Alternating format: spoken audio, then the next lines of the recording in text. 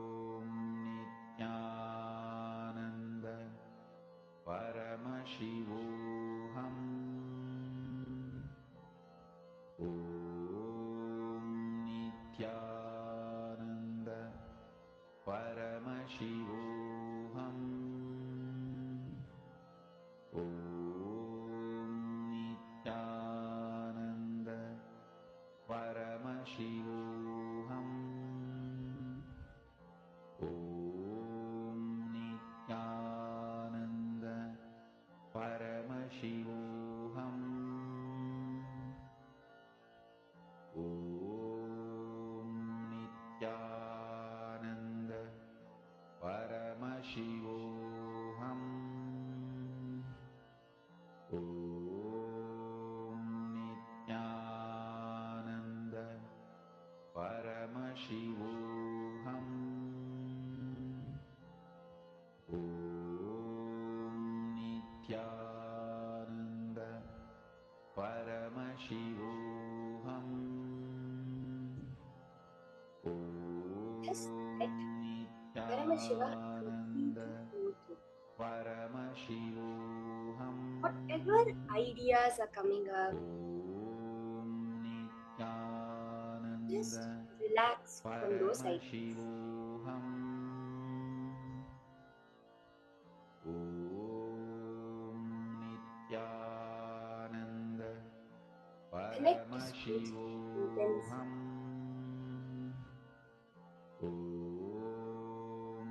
If you're having any questions, doubts, if you feel somewhere manifestation is not happening, Om Nithyananda just post it Paramashivoham. in the chat. Om You are your Nithyananda. intention to be, not your success, not your failure. See, when you're doing the manifestation, whether you succeed or you fail, whether you get every single thing right or you get nothing right, or if nothing even appears in your third eye, none of it is you. You are only your intention to be. If your intention is to be Paramashiva, then that's all is possible to manifest in your life. Just hold that space. It is Swamiji who is given me these powers. It is Swamiji who is asking me to manifest. So it is Swamiji who will manifest. All I have to do is become an empty channel for him to flow through me.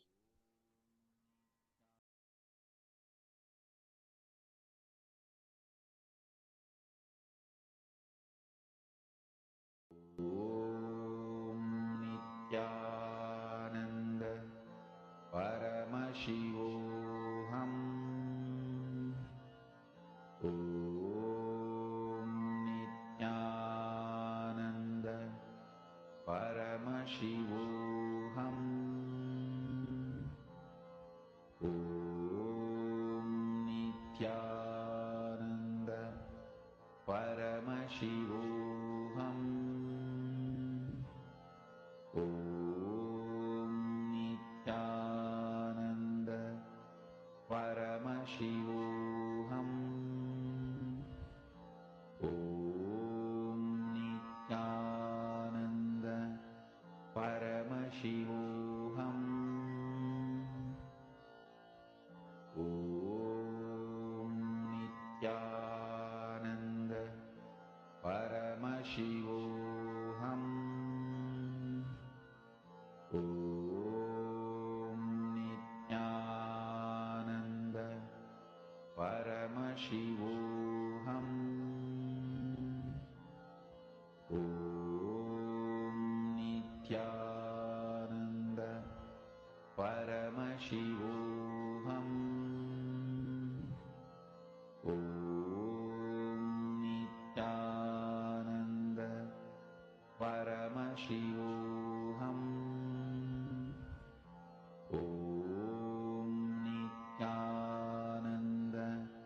Paramashivoham. Om Nithyananda Paramashivoham. Om Nithyananda Paramashivoham. Om Nithyananda Paramashivoham.